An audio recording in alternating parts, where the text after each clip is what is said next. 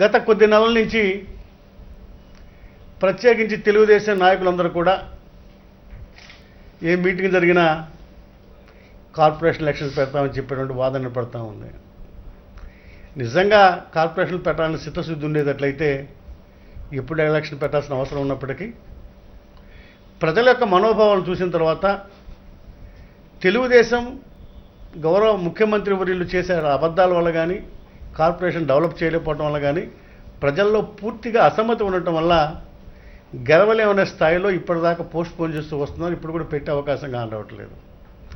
దానికంటే ముందు ఎక్కడ చూసినా కార్పొరేషన్ వచ్చిన తర్వాత ప్రజాప్రతినిధులు లేకపోవటం వల్ల ప్రజల సమస్య చెప్పుకోవాలంటే నేరుగా ప్రజాప్రతినిధులు లేరు.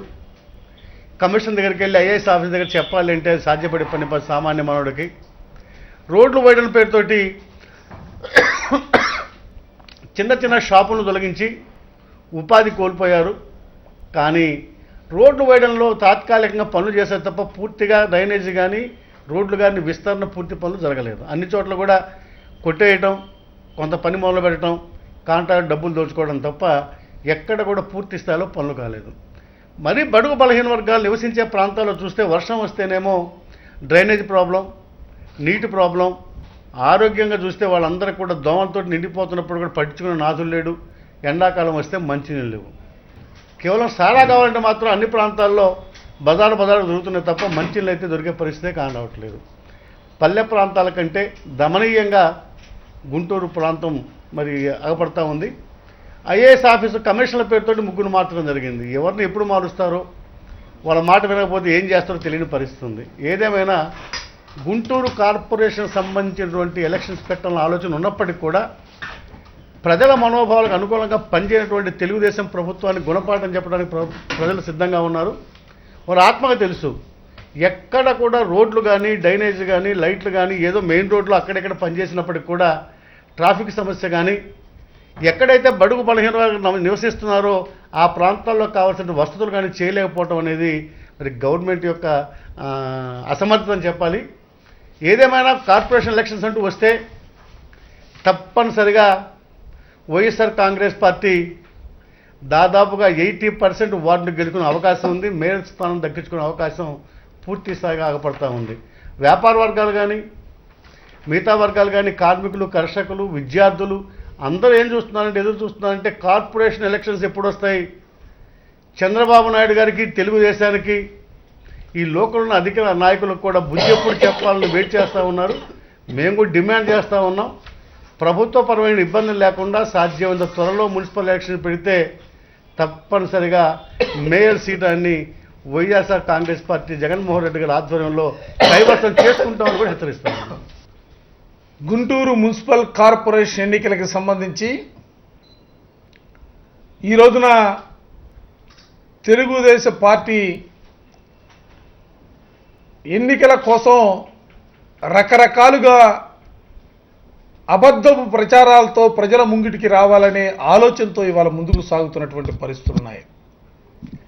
నేను ఈ రోజున రాష్ట్రం గురించి మాట్లాడను, కానీ గుంటూరు నగరం గురించి అడగదలుచుకున్నా.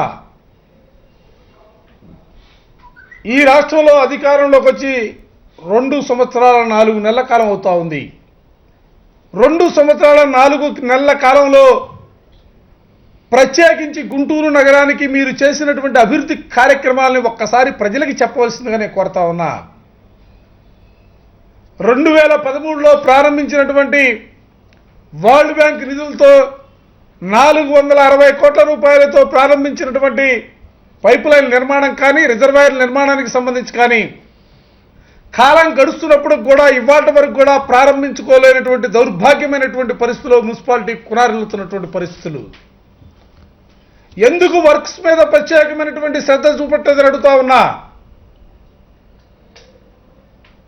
వెంకయ్యనాయుడు గారు చెప్తా ఉన్నారు, 560 కోట్ల రూపాయలతో గుంటూరు నగరానికి అండర్ గ్రౌండ్ డ్రైనేజీకి సంబంధించినటువంటి నిధులను విడుదల చేశాం.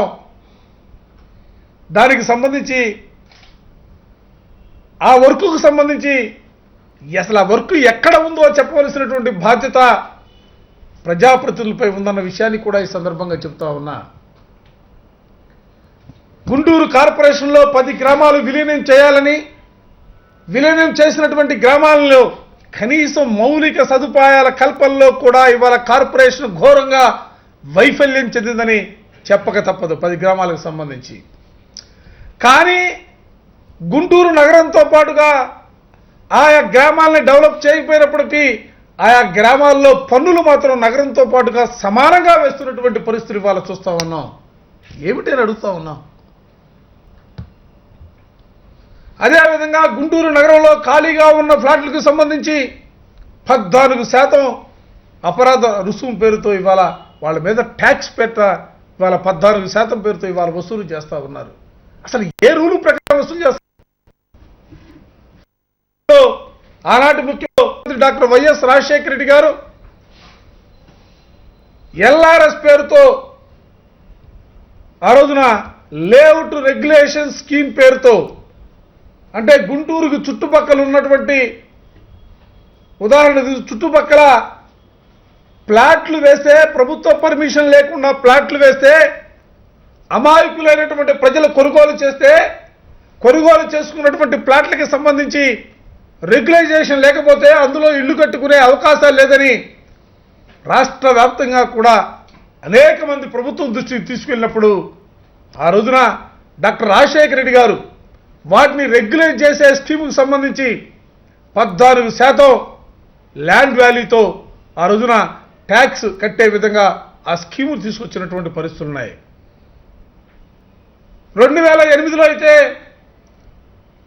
అందరూ అడిగారు, ల్యాండ్ వాల్యూ అంటే కట్టలేకపోతా ఉన్నాం కాబట్టి ట్యాక్స్ని తగ్గించే కార్యక్రమాన్ని తీసుకోవాలా, ఎంతకైతే ఆ రోజు కొనుగోలు చేస్తారో కొనుగోలు చేసిన దాని మీద, ఎందుకంటే ఎప్పుడో గతంలో 10 సంవత్సరాల క్రితమో 15 సంవత్సరాల క్రితమో 20 సంవత్సరాల క్రితమో కొనుగోలు చేసినటువంటి ప్లాట్లకు సంబంధించి ఆ రోజు ఏ రేటుకైతే కొనుగోలు చేశారో ఆ కొనుగోలు చేసినటువంటి విలువపైనే ఈ 14% కట్టే విధంగా డాక్టర్ రాజశేఖర రెడ్డి గారు ఆ రోజు జీవో ఇచ్చినటువంటి పరిస్థితులు కూడా ఉన్నాయి.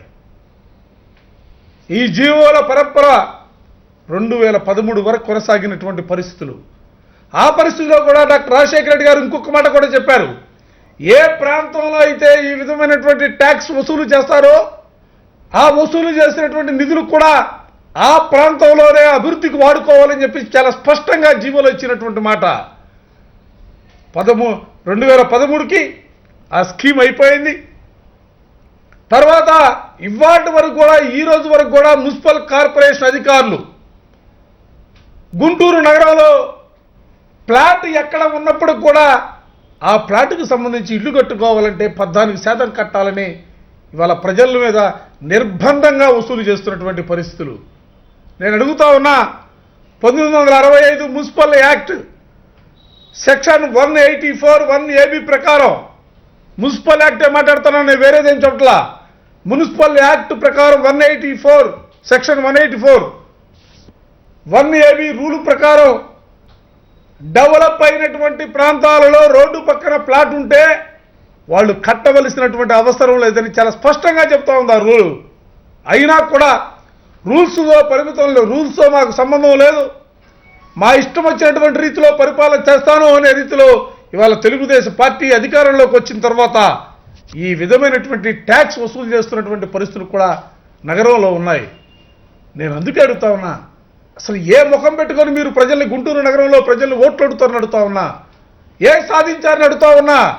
కృష్ణా పుష్కరాలతో చేపట్టినటువంటి పనులన్నీ కూడా అర్ధంతరంగా అనేక చోట్ల డ్రైనేజీలు సగంలో నిర్మాణం ఆగిపోయినటువంటి పరిస్థితులు కానీ, రోడ్ల నిర్మాణం ఎక్కడా పూర్తయినటువంటి పరిస్థితి కానీ లేకపోయినటువంటి పరిస్థితులు.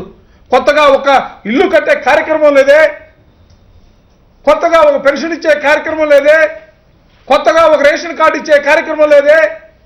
ఏ ఒక్క కార్యక్రమాన్ని, ప్రజలకు ఉపయోగపడే ఏ ఒక్క కార్యక్రమాన్ని కూడా తీసుకోకుండా ఇవాళ ప్రజల మధ్యకి రావాలని, ఏదో ప్రజల్ని ఓట్లు అడగాలని ఇవాళ తాపత్రపడతా ఉన్నారు, తహతహలాడుతూ ఉన్నారు.